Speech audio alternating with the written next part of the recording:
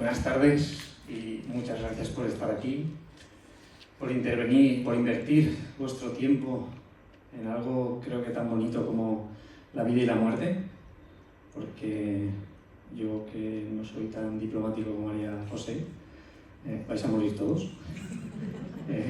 Yo no, porque dicen que ya han muerto y no se puede morir dos veces, así que gracias por estar aquí, gracias al Ayuntamiento por habernos permitido este espacio y gracias a ti por invitarme y porque me has emocionado, me has conectado con muchas cosas y una de ellas es que ahora en la historia os daréis cuenta que mi padre aparece en un momento concreto y me has conectado con el darme cuenta que a pesar de sentir en mi infancia que mi padre no estaba porque siempre estaba trabajando, siempre estuvo y además estuvo en el último momento. Y después de ello me conecta mucho porque además mi padre falleció 2 años después de mi muerte y te lo agradezco. Bueno, cuando estuve muerto es la historia de una experiencia cercana a la muerte. Mi muerte y mi experiencia, y es de lo único que puedo hablaros. Solo voy a hablar de mi experiencia. No se trata de realidad o no realidad, se trata de mi experiencia y es desde el único lugar que yo puedo hablaros. Antes de comenzar, me gustaría plantearos 3 preguntas para que meditéis sobre ella, aunque imagino que ya lo habréis hecho en algún momento. Y estas 3 preguntas os las voy a dejar ahí a lo largo de la presentación. Y es, si crees que la muerte es el final, si crees que hay algo después de la muerte y si tienes miedo a la muerte. No a morir, a la muerte. Porque la muerte incluye tu propio proceso de morir y el proceso de morir de tus seres queridos. Os lo dejo ahí. Y antes de empezar y contar mi experiencia, así como María José ha hablado de la ECM, yo hace 7 años y medio, fue cuando me morí. No sabía en aquel momento que era una ECM, esas siglas no sabía lo que significaban, no sabía lo que era una experiencia cercana a la muerte. Y cuando a mí me pasó, estando ya en planta, vino mi mejor amigo de Madrid a quedarse un fin de semana conmigo y me comentó que un compañero suyo de trabajo le había dicho que con lo que había ocurrido, igual había tenido una experiencia cercana a la muerte. Le dije que no lo sabía, que yo sabía lo que había vivido, pero no sabía cómo se llamaba y tampoco hablamos de más. Yo no quise contarle nada y él tampoco me preguntó. Entonces, para mí, una experiencia cercana a la muerte, con mi experiencia, más que tener que ver con la muerte clínica, para mí tiene que ver con el estado expandido de conciencia, que es algo de lo que habló María José antes. Ese estado expandido de conciencia, hay diferentes maneras de llegar a él, es un estado natural, intrínseco en todas las personas. El proceso de morir es una de ellas. La meditación, la respiración. Entonces, el estado expandido de conciencia es lo que nos permite tener una experiencia cercana a la muerte, según mi experiencia.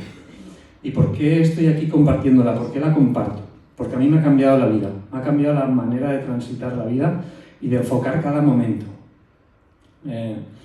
Y porque el hecho de compartirla, a mí me costó más de 6 años empezar a compartirla. Y cada vez que lo hacía, sobre todo lo hacía con gente muy, muy cercana, en muy petit comité, y siempre recibía un feedback muy positivo, una sonrisa, un cambio de mirada, un enfoque diferente en cualquier cosita de la vida que les iba bien o que no les iba bien. Entonces, por eso decidí compartirla. Os comentaba que pasaron más de 6 años para poder empezar a compartirlo. Yo empecé a compartirlo hace 1 año y medio aproximadamente. Y había 3 cosas principales que a mí me frenaban. Incluso hablar de ello. Una, la privacidad. Es un viaje tan íntimo y tan privado que era algo mío. A nadie le importaba lo que yo había vivido. La segunda, la inefabilidad. Yo no encontraba las palabras para poder hablar de ello, ni para contarlo, ni para poder describir ni siquiera lo que sentía. Y la tercera, el tener que aceptarlo. Igual que aceptas la muerte, igual que aceptas el cambio, aceptar que aquello que yo había vivido lo vivía más intensamente y más real que el propio momento del día a día, fue la tercera cosa que a mí me llevó a poder contarlo. Es que acabo de ver a una amiga ahí. Bueno, y ahora paso a definir lo que es la muerte para mí. Voy a hablar de 5 cosas principales de lo que es la muerte para mí. Además, antes han hablado de ello, el señor que nos ha presentado. En primer lugar, es nuestra hermana. Para mí es mi hermana. En el momento de la fecundación, en el momento de que viene la chispa de la vida a esa cosita pequeña, ¿no? Ya ni siquiera el feto antes, viene la muerte con la vida. No hay muerte sin vida, no hay vida sin muerte.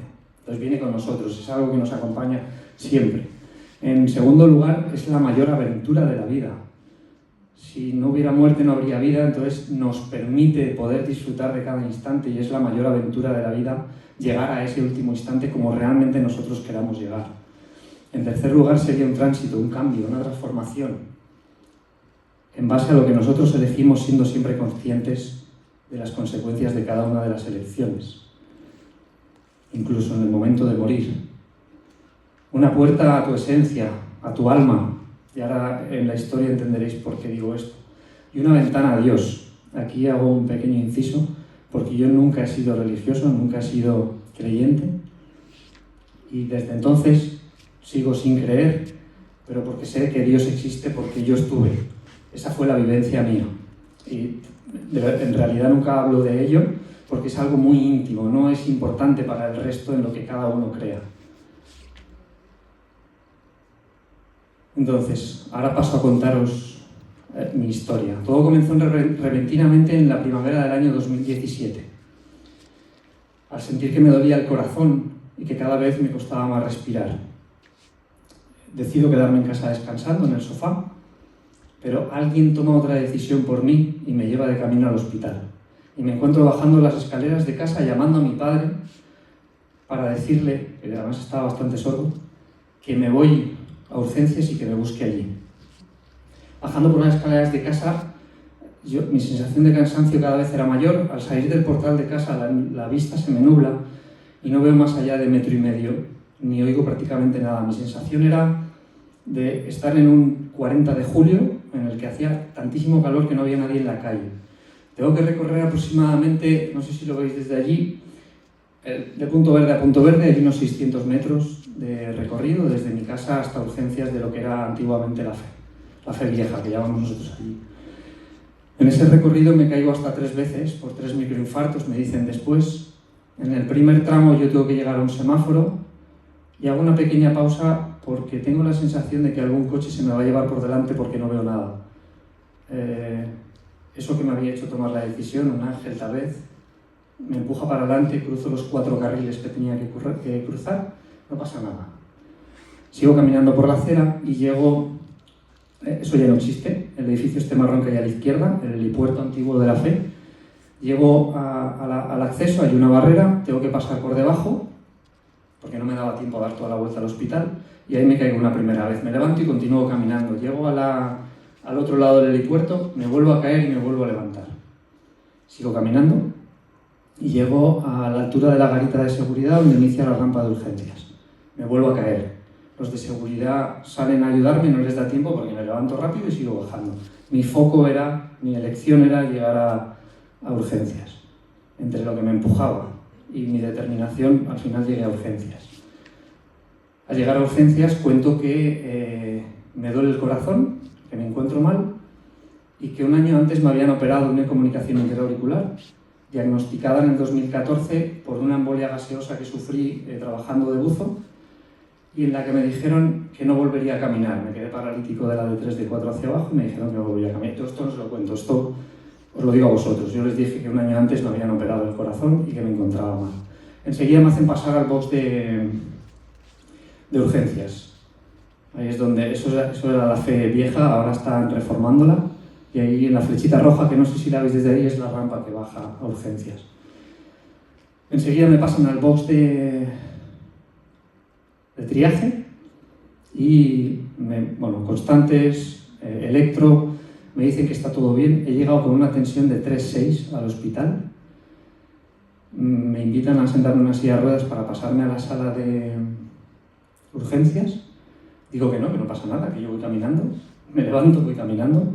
me meto en el box de urgencias y ahí sí que me toca tumbarme. Y al tumbarme cada vez me duele más el pecho, el corazón, cada vez me cuesta más respirar y entonces me entran náuseas. Me acercan un empapador, vomito una primera vez y en ese momento es cuando llega mi padre. Le permiten entrar, le permiten sujetarme el empapador porque tengo náuseas de nuevo, no puedo vomitar nada. Me tumbo. Estos son mis hijos, ahora son bastante más mayores. El mayor, que tiene 14, me pasa en la cabeza. Me tumbo y sabiendo que este es mi último aliento, sin pensar en nada ni en nadie, tengo la certeza de que todo está en paz. Y lo único que le puedo decir a la médico de urgencias, que me está tocando la cara y me está diciendo: venga, Pablo, despierta, estate conmigo.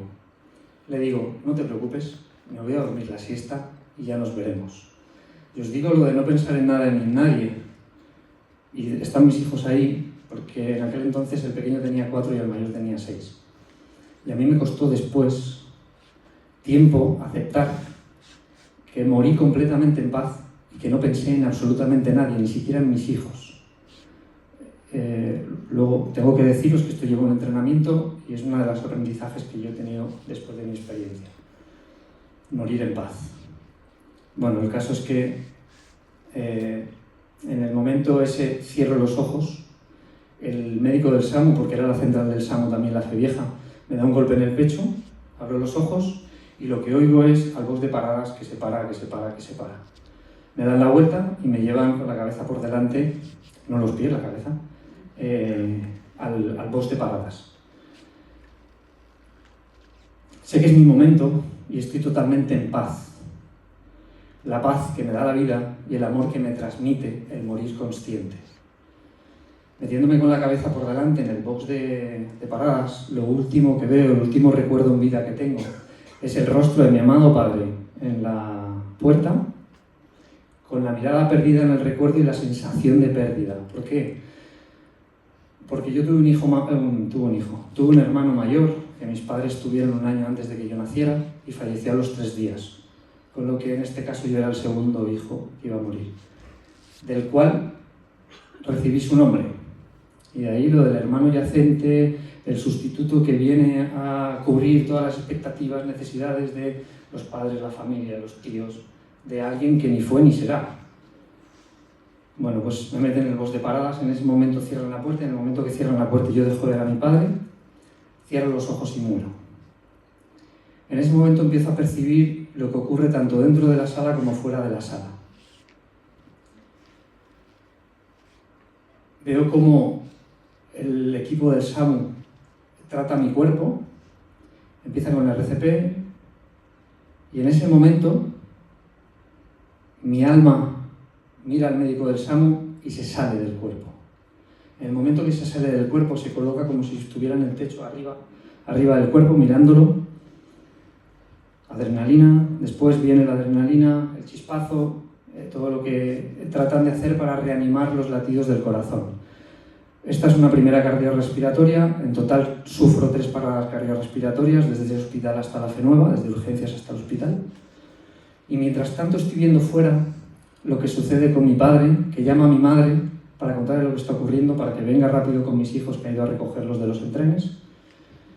Como una médico amiga del SAMU, amiga médico del SAMU, llama a mi hermana para contarle lo que está pasando. Mi madre llega al hospital, entonces en ese momento mi padre sale a urgencias, de urgencias, con un amigo celador del barrio para contarle a mi madre lo que sucede. Mis hijos, que eran pequeños, de 4 y 6 años, el pequeño no se entera de nada, pero el mayor, sin escuchar nada, se entera de todo. Mi madre lleva a mis hijos a su casa, para que se queden con mi hermano. Entonces mi hijo, cuando llega, se esconde en una habitación a llorar y a despedirse de mí. Se despide de mí de 2 maneras. Desde ese corazoncito, ese cuerpecito, un niño de 6 años, de que papá se va, algo está pasando.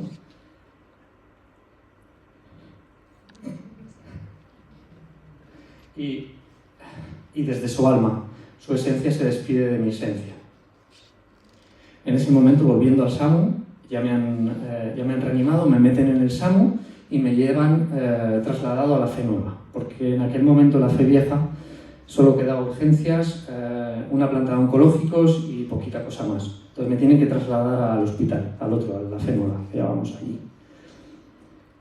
En este periodo, esa es la primera parada cardiorrespiratoria, tengo 3 en total. La segunda parada cardiorrespiratoria sucede en la encrucijada entre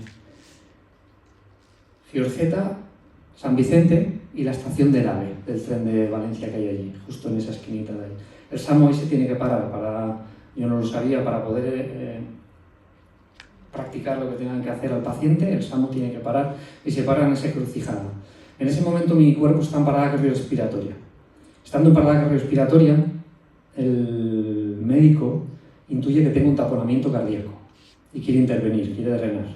La enfermera, que no las tiene todas consigo, hace un poquito de tiempo y en ese momento mi cuerpo abre los ojos, parada cardiorrespiratoria. En ese momento que abre los ojos da tiempo a que el 112 llame a la ambulancia. La ambulancia llama al 112, o sea, el 112 llama a la ambulancia para decirles que no me hagan nada, que hay un equipo de cirujanos esperando y que mandan un coche patrulla para abrir camino. En ese momento mi alma se desdobla. Hay una parte que continúa con el cuerpo. Yo ahí, cuando abro los ojos, cuando volví a todo esto que os estoy contando, no son cosas que me han contado. Son cosas que yo viví, que me costó un montón compartir y que la primera persona con la que compartí fue con mi madre. Y mi madre me decía, ¿pero tú cómo sabes eso? Porque lo conté, yo pasé luego 9 días en reanimación, lo conté y me decía, no me vio nadie, no podía nadie venir a visitarme. Fue algo que yo tuve que corroborar después de la llamada de mi padre a mi madre, el celador, la médico del SAMU, lo que ocurre en el SAMU, porque la amiga médico del SAMU era justamente la compañera de la médico que me tenía que haber asistido en el SAMU. Hicieron un cambio, entonces el equipo era la de la amiga. Yo abro los ojos y tengo un recuerdo de la ambulancia desde dentro, viendo al médico desde el cuerpo, a la enfermera, a mí fuera del cuerpo, a mi hermano y a un mensajero. Porque cuando salgo del cuerpo, la primera salida del cuerpo, en la primera parada, lo primero que siento es una paz totalmente indescriptible y el amor que invade todo mi ser. Y ahí está mi hermano muerto, que yo no conocí, y un ángel, un mensajero, para mí mi ángel de la guarda. Y me acompañan durante todo el recorrido. Entonces, cuando yo abro los ojos, tengo esa visión desde el cuerpo, que para mí me ha costado, por eso decía lo de la aceptación, me ha costado más de 6 años aceptar toda esta movida. Mi mujer es psiquiatra y le decía, es que estoy loco. Y dice, no, la locura es otra cosa. Bueno, pues ahí está. En el momento que ya tratan con mi cuerpo y se lo llevan a la fe nueva, hay una parte de mi alma que es el todo, que se va con la ambulancia, se va con el SAMU, llegan al hospital de la fe nueva y ahí me tienen que volver a meter en el box de paradas porque tengo una tercera parada. Ahí es cuando drenan, me sacan hasta casi 600 mililitros de sangre del pericardio. Los 600 mililitros de sangre, imaginaros una botella de medio litro de agua, de lo que sea, aquí dentro, en la envoltura del corazón, que es el pericardio. Bueno, al final me estabilizan, me vuelven a hacer RCP, me vuelven a chispar. Claro, yo cuando desperté luego tenía un par de quemazos por aquí y pregunté, ¿esto qué es? Claro, es que me habían... el caso es que me reaniman, me estabilizan y me llevan a la UCI. Volviendo al desdoblamiento, a esa parte espiritual, por decirlo de alguna manera, que para mí no es espiritual. Yo la palabra espiritual me cuesta, es la que comúnmente todos conocemos, pero me cuesta aceptarla, porque creo que es parte de la vida más. O sea, igual que nos tocamos y nos vemos, la otra parte está ahí también. Y esto me ha costado aceptarlo, yo ni era creyente ni nada. Vuelvo a la ambulancia y ahí está mi hermano, que me invita a acercarme a una especie de puerta de aro encima de la estación del AVE y me pregunta si quiero acompañarle. Estas imágenes que tenéis ahí detrás las había puesto un poco para acercar la visión que yo tenía cuando salgo del cuerpo, la primera imagen que tenéis a la izquierda, que hay una serie de lucecitas en forma de número áureo, al final son como estrellas, es como cuando te acercas a una foto del cosmos, pues lo mismo. ¿La he pasado? ¿Esto es que ha pasado solo? Ah, aquí. La de la izquierda. Estas luces, olvidaros del bicho ese transparente que hay ahí y de la Tierra que hay abajo, es el hecho de las luces, del cosmos, de ver una foto del universo lleno de galaxias, planetas, vida. Y el de la derecha se asemeja a lo que luego yo empecé a dibujar, sin saber por qué, de las cosas que había vivido y las cosas que vivo. Este dibujo es el que dibujé sobre la información de el ángel de la guarda que me acompaña, Malak, el mensajero, y este es mi hermano. Son dibujos que hago totalmente a mano y que no sé por qué de repente un día empecé a dibujar. Cuando mi hermano me pregunta si quiero acompañarle, la información que hay detrás de esa pregunta es si realmente quiero recordar lo que voy a vivir. A ver, digo que sí, yo me lanzo a cualquier aventura que me proponen. Y me lleva a través del no tiempo, porque el tiempo y el espacio deja de existir en ese momento, desde fuera del cuerpo, y me lleva a recordar toda mi vida. Como si fuera una película de cine, se me pasan cada una de las cosas que he vivido en mi vida, en la vida del alma, no la de este cuerpo, sino la vida del alma. Y a mí cuando doy ese paso y voy recorriendo todo ese camino, recordando mi vida, lo que recuerdo y lo que viví es esa foto del cosmos que ves, que es el vacío, está lleno de vacío, de luces, de vida, de estrellas, de galaxias. Yo lo comparo mucho, soy buzo profesional, entre otras cosas, y lo comparo mucho a las inmersiones nocturnas. Para mí es la inmersión más maravillosa del mundo. Te metes en la oscuridad absoluta y cuando llevas a gente guiando, hay un briefing antes, haces que apaguen todos los focos y aquello es negro, no, lo siguiente, es todo oscuridad. Pero mueves un brazo, mueves cualquier cosa y aquello se ilumina todo de estrellitas porque el plancton, al rozarlo, se ilumina. Pues eso es lo que yo vivía ahí. Recorriendo todo ese trayecto, llego al final de lo que sería mi última parada, en el que aparecen 3 escalones. En el que está mi hermano, que me está esperando y que me acompaña, mi abuelo materno, que aparece en la partida, y Dios. La unidad, yo le llamo la unidad porque lo viví como unidad. Lo que pasa es que es más fácil para entender la palabra Dios, aunque a mí me ha costado casi 7 años utilizarla con naturalidad, porque a mí mismo me generaba prejuicios por toda la historia que llevamos en la cabeza, y las condiciones y los condicionamientos que nos generamos. Bueno, me hacen una pregunta, y es si quiero quedarme o quiero volver. Yo había muerto en paz, no había pensado en nada ni en nadie. Me encontraba en casa. El amor que vivía al salir del cuerpo y esa paz cada vez iba increciendo. Y además estaba feliz. Dije que no, que me quería quedar, y a dónde tengo que volver. Yo he hecho todo lo que tenía que hacer, era mi momento, pues me quedo allí. Me dicen que no, que tengo que volver. Entonces, ¿para qué cojones me preguntáis? Bueno, pues es que además me nació así. O sea, tengo que deciros que no hay lenguaje verbal, no hay lenguaje físico. Hay una cosa que mi mujer siempre me dice que comente, y es cuando salgo del cuerpo las sensaciones fisiológicas como tal dejan de existir. La sensación que yo tenía viendo lo que ocurría con mi cuerpo en las paradas era como cuando te ponen una anestesia o cuando tienes una parestesia porque duermes mal y se te duerme la pierna. Sientes la pierna, sientes que está ahí, pero no hay esa sensación de dolor, de miedo, de apego, de sufrimiento. Bueno, pues sintiendo todo eso ahí, diciendo que me quiero quedar, me dicen que no, que tengo que volver. Y entonces ahora sé que fue una prueba para dejarme pasar. Y paso a través de una puerta. Cuando subo los 3 escalones, voy a poner imágenes gráficas y pongo imágenes gráficas para poder entenderme. Pues me ha costado, ¿eh? Hay gente que me conoce que me ha costado. Y entro a través de esa puerta, de todas las elecciones, a un hermoso jardín. Justamente este dibujo Lo hice un año antes de morir, después de una meditación. Si el dibujo me condicionó a ver lo que vi, o si vi la información que mi hermano me había dado, os lo dejo a vuestro libre albedrío, porque yo no lo sé. Lo que sé es de lo que viví y dónde estuve.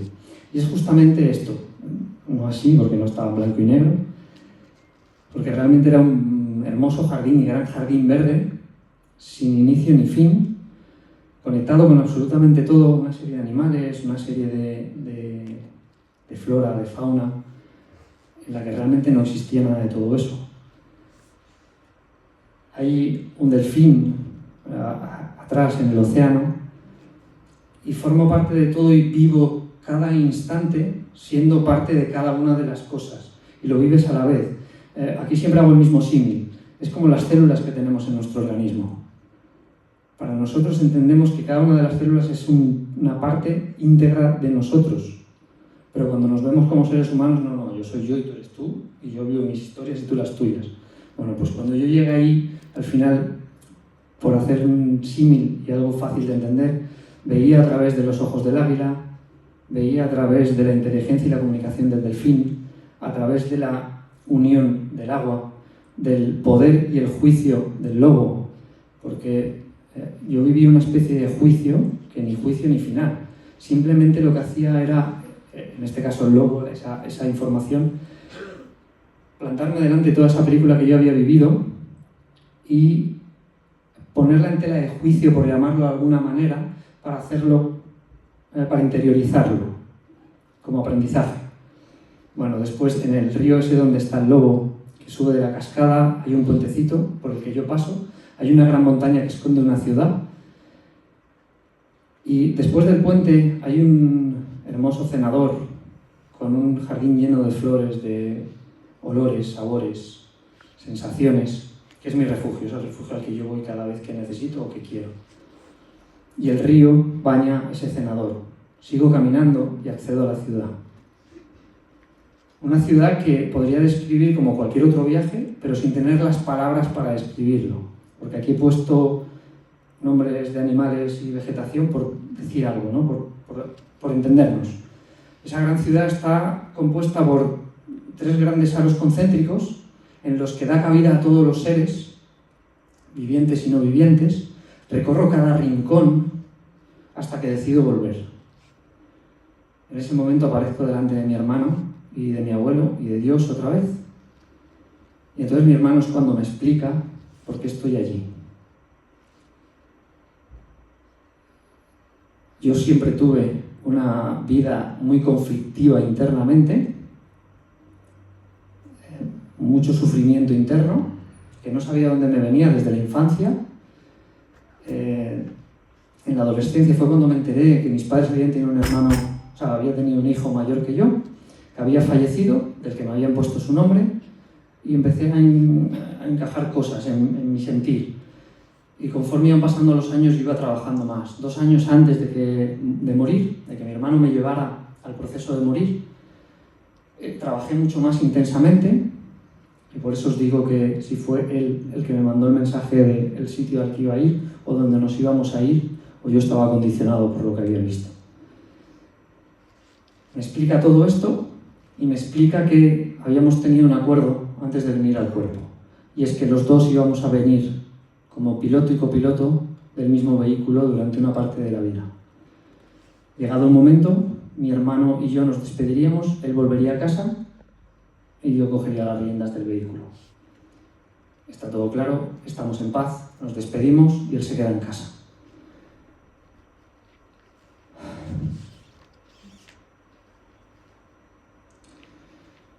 Este es uno de los animales que aparece en el jardín, que es el oso, y que, hablando de la muerte, justamente para mí, como lo viví allí, es la fuerza del oso y la bondad del oso desde el conocimiento de la conciencia del alma.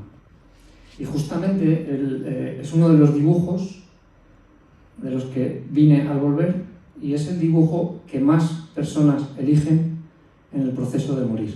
o en el proceso de cambio o transformación. ¿Por qué? No lo sé, pero es el que mejor les acompaña. De hecho, hay una anécdota hace poquito, una amiga, su madre con 90 años o así, quería un dibujo, había visto los dibujos y quería un dibujo y quería ese. Y mi amiga le decía, bueno, ¿y qué quieres que hagamos? ¿Lo marcamos? ¿Dónde lo que? No, lo quiero siempre conmigo. Se lo metía hasta en la cama para dormir.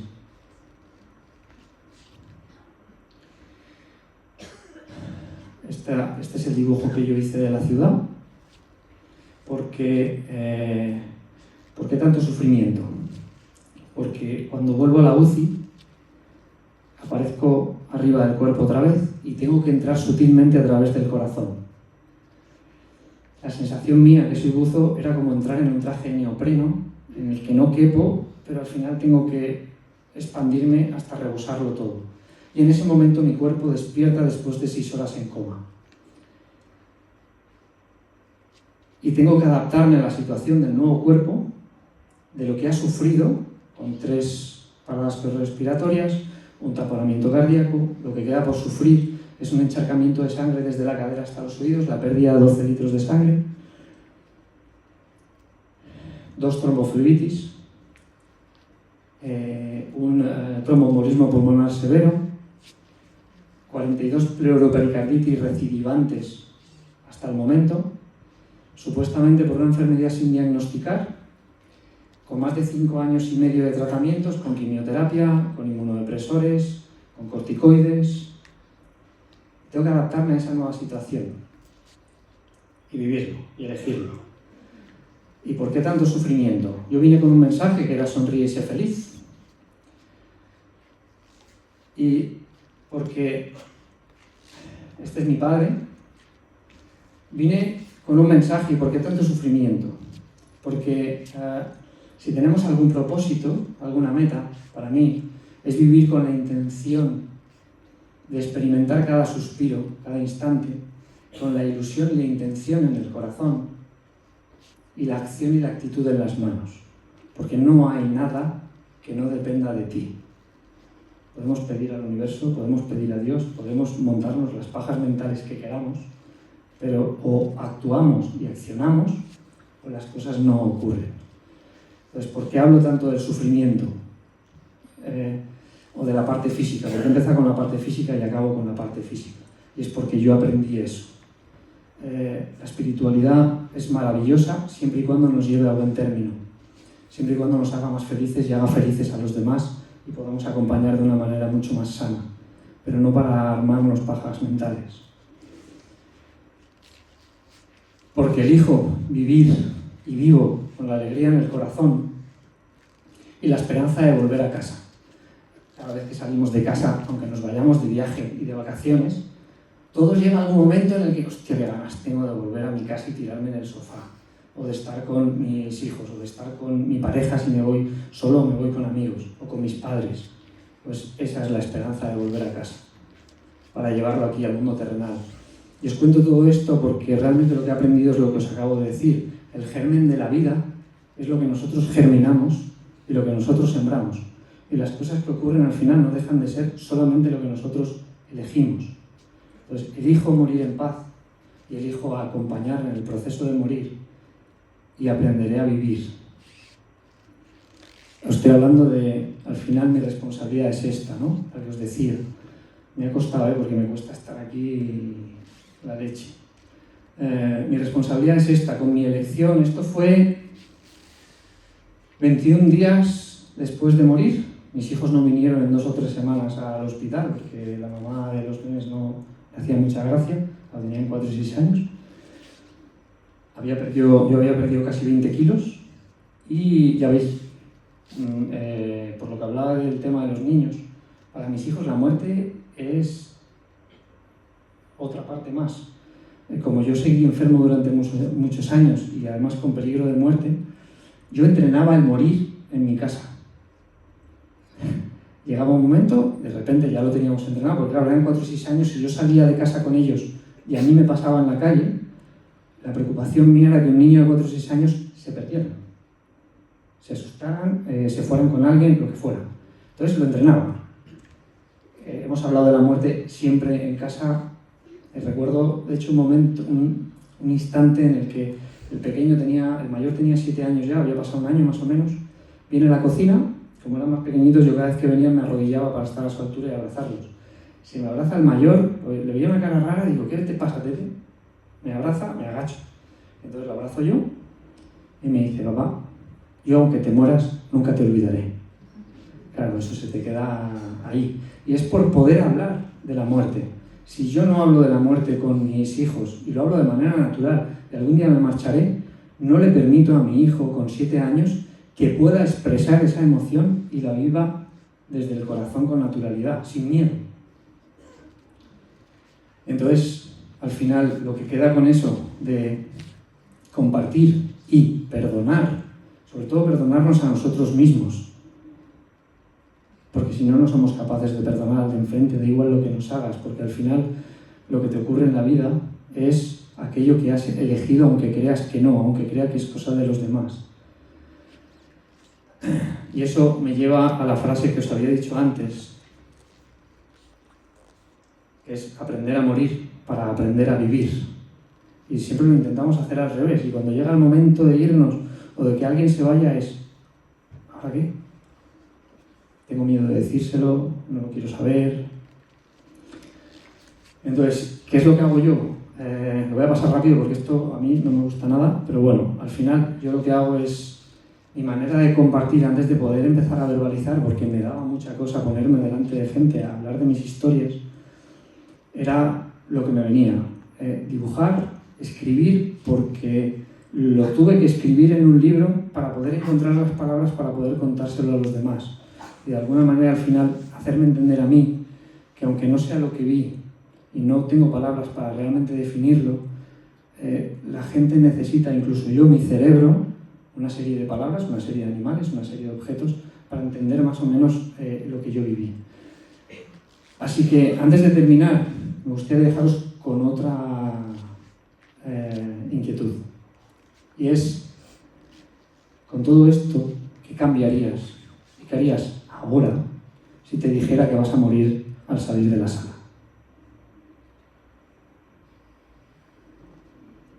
Porque no nos lo planteamos hasta que llega el momento. Pero todos los días estamos muriendo. Todos los días hay un cambio y una transformación en cada elección nuestra o de los de alrededor.